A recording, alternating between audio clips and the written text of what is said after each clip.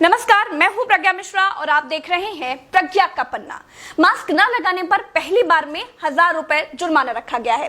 दूसरी बार मास्क न लगाने पर 10,000 रुपए जुर्माना रखा गया है।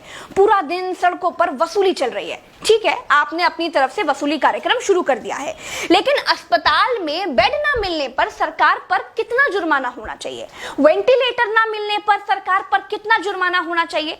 कोरोना टेस्ट न होने पर सरकार पर कितना जुर्माना होना चाहिए? शमशान में मुर्दा जलाने के लिए लकड़ियां न होने पर सरकार पर कितना जुर्माना होना चाहिए? शमशानों में दिन दिन भर मुर्दा जलाने की वेटिंग के लिए सरकार पर कितना जुर्माना होना चाहिए? जितने मंत्री और ये मुख्यमंत्रियों ने बंगाल से कोरोना लाकर फैलाया है, उन पर कितना जुर्माना होना चाहिए? बंगाल में बिना मास्क महीने भर से घूम रहे नेताओं पर पर डे के हिसाब से कितना जुर्माना होना चाहिए?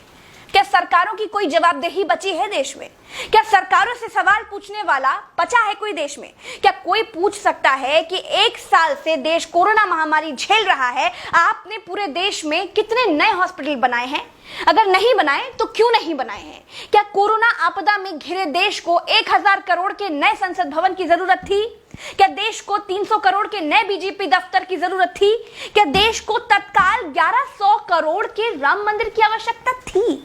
मंदिर के लिए चंदा मांगा जा सकता है तो हॉस्पिटल बनाने के लिए भी सरकार चंदा मांग सकती थी, लेकिन अस्पताल बनाने की नियत नहीं थी। मूर्ति बनाने की नियत थी तो बना दी।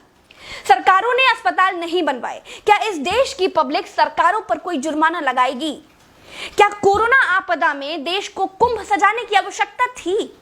क्या देश को कोरोना महामारी के बीच बंगाल चुनाव में रैलियों की आवश्यकता थी? नहीं थी। देश को अस्पतालों की, डॉक्टरों की, कोरोना की दवाइयों की जरूरत थी। कुछ दवाइयां बनाई भी तो वाहवाही के चक्कर में विदेश भेज दी। आधे अधूरे टीकाकरण में देश अभी अटका हुआ है। और ये कैसा टीका बनाया है जिसे लगाने के बाद भी कोरोना हुआ जा रहा है? क्या कोई सवाल पूछेगा?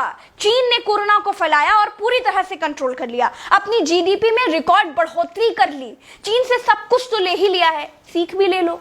देश में सब आत्ममुग्धता के शिकार हैं। सबको अपनी अपनी तारीफ चाहिए। कुछ ने तारीफ के लिए तो फौज पाल रखी है, और जिनका मन फौज से भी नहीं भरता है, उन्होंने तारीफ के लिए सूचना और जनसंपर्क विभाग बना दिए हैं।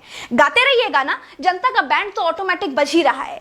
जिनके अगल बगल से कोरोना से लाशें नहीं उठी है ना, वो मेरी बात को नहीं समझ पाएंगे। जो कोरोना की पीड़ा से गुजरे हैं, जिन्होंने कोरोना से मरे हुए लोगों को शमशान में जलते देखा है, जिन्होंने कतार में लंबी लाशें देखी हैं, वो जान जाएंगे कि मैं क्या कह रही हूं और क्यों कह रही हूं। चलते हैं। राम राम, जय हिंद, दुआ सलाम।